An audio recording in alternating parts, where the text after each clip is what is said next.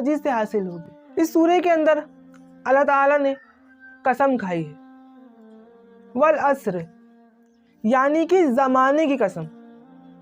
और ज़माने की कसम इस बात पर खाई है कि इंसान दर हकीकत खसारे में है, नुकसान में है, टूटे में है, सिवाय उन लोगों को छोड़कर जिनके अंदर ये 4 सिफ़ात पाई जाती है जो कि सूरे अस्र के अंदर आई है। उन 4 सिफ़ात में से सबसे पहले नंबर की जो सिफ़त है वो है ईमान, दूसरी है अमल सौले, तीसरी है एक दूसरे को हक़ की नसीहत करना, और चौथी है एक दूसरे को सब्र की तलकीन करना।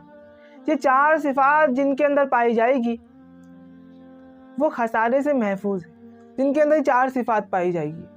और जिनके अंदर ये 4 सिफ़ात नहीं पाई जाएगी वो लोग खसारे में है, नुकसान में है, टूटे में। तो इसलिए अल्लाह ताला ने यहाँ पर कसम खा के ये बात कही